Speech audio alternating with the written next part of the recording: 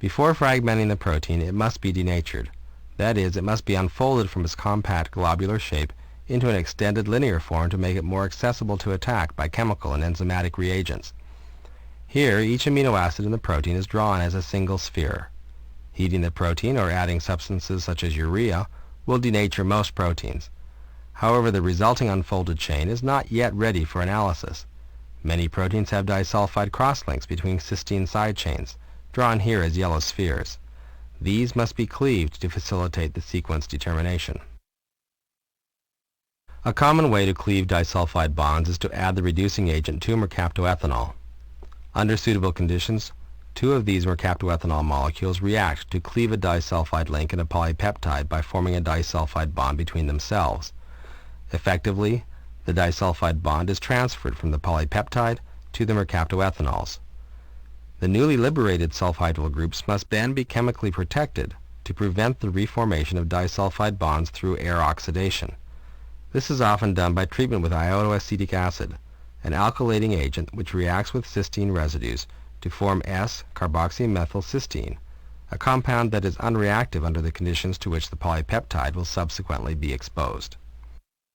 Take a moment to examine the fully denatured protein. Convince yourself that it is indeed a linear chain from one end to the other. When you are ready to continue, click on the Next button.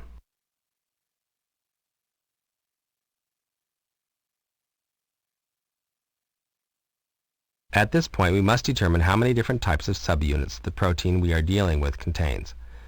Since each peptide chain has only two ends, identifying how many unique terminal groups there are will tell us how many non-identical subunits we are dealing with. In a common technique, the N-terminal amino acid is reacted with dansyl chloride. The resulting dansyl polypeptide is then hydrolyzed under acidic conditions so as to completely degrade it to its component amino acids, with its N-terminal residue still a highly fluorescent dansyl amino acid. Here, the purple balls represent amino acids and the dansyl group is represented by a yellow ball that is covalently linked to the N-terminal residue. The protein has now been converted to a mixture of single amino acids, one or more of which are labeled with the dansyl group. The next step is to separate out the highly fluorescent dansyl labeled residues and identify the amino acids to which they are attached. This can be done by a variety of chromatographic techniques. Here we use an HPLC apparatus set up specifically for amino acid separation and identification. The sample is injected and the dansyl labeled residue in yellow separates from the others as it passes through the column. Its relative elution volume depends precisely on the amino acid to which it is attached, therefore identifying the N-terminal residue. Here we detect only one dansyl amino acid, indicating that our protein consists of only one type of polypeptide chain. More than one dansyl labeled peak would have indicated that the protein consists of more than one type of polypeptide. These subunits would have to be separated from one another, usually by chromatographic means, before the subsequent steps of analysis could be carried out. Of course, there is a slight chance that two different polypeptides have the same N-terminal amino acid, in which case the conclusion that there is only one polypeptide chain would be erroneous.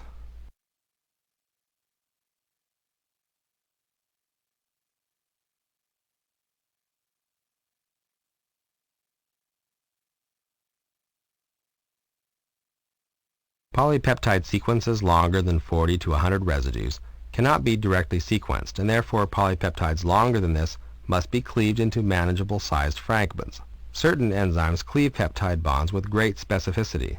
Trypsin, for example, will only hydrolyze peptide bonds after lysine or arginine residues, if the preceding residue is not proline. Here the lysines are drawn in green and the arginines are blue. As trypsin locates the various lysine and arginine side chains, it hydrolyzes the following peptide bond, releasing fragments from the polypeptide. These fragments have different lengths, but because trypsin cleaves all copies of the protein the same way, there are only a small number of unique fragments. In the case of ribonuclease A, trypsin digestion generates a total of 14 fragments. The mixture of fragments must now be separated. An HPLC device will again do the trick. The sample containing the trypsin-cleaved polypeptide fragments, here represented by purple balls, is injected, and the fragments appear as bands in the effluent. As each fragment emerges from the column, it is saved for sequencing in the next step. The amino acid sequence of each fragment can now be determined through repeated cycles of Edmund degradation. Let's examine one iteration of this process.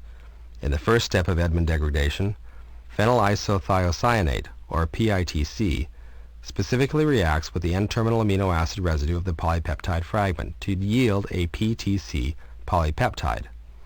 Following this, the unreacted PITC is washed away and the PTC polypeptide is exposed to anhydrous trifluoroacetic acid.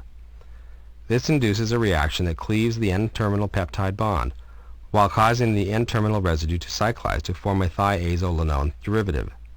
Thus, the original polypeptide has lost its N-terminal residue, but is otherwise unchanged. The thiazolinone derivative is then extracted into an organic solvent, and under acidic conditions is converted to the more stable PTH derivative, which can then be chromatographically identified.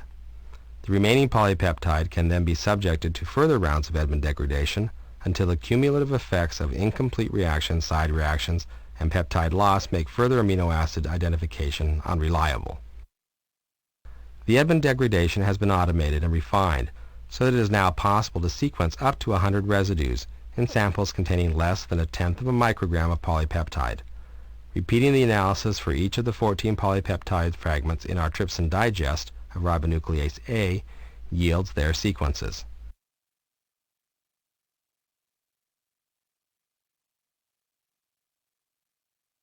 Now that we know the sequences for each segment, we need to piece them back together in the proper order to reconstruct the complete polypeptide chain.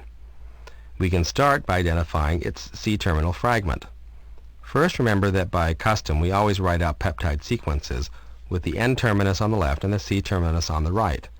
Trypsin digestion always generates fragments with C-terminal lysines or arginines. If any segment lacks lysine or arginine at its C-terminal end, it must be the C-terminus of the original polypeptide. In our case, only segment 12, which has a C-terminal valine, can be the C-terminal sequence. To continue, we need additional information that tells us which polypeptide fragment comes next. This is accomplished through a second round of polypeptide cleavage with a reagent of different specificity that generates sequences that can be overlapped with those of the trypsin digest. Cyanogen bromide specifically breaks the peptide bonds after methionine residues, which for ribonuclease A would result in these 5 fragments. Again, the C-terminal fragment is the one that doesn't end in methionine, or fragment 4. Since it is a longer sequence than fragment 12 of the trypsin digest, we will use it as our initial sequence. Now, let's look for a sequence in the trypsin digest whose C-terminal end matches up with the N-terminal end of our initial sequence. We expect a match to be possible up to and including any lysine or arginine in our template. The target match is highlighted in red. Looking at all the trypsin fragments, only fragment 11 matches, and so will be our next sequence. Moving left again to the next boundary, we find that the next cyanogen bromide sequence must be a C-terminal end of SYSTM, which is only true for fragment 5. The sequence for fragment 5 is thus added, and we move again to the new left boundary. As it turns out, this next overlap is going to be a bit tricky. Since the cyanogen bromide fragment starts with a lysine residue, the trypsin fragment will have only one residue in common, lysine, and many of these fragments end in lysine. To narrow down our choices, it is helpful to eliminate all the trypsin fragments that are accounted for so far in the sequence assigned.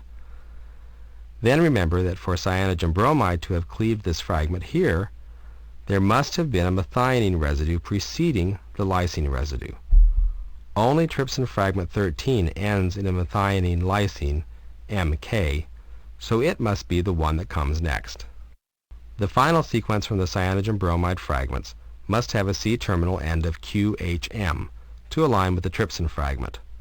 Fragment 2 then completes the full polypeptide sequence.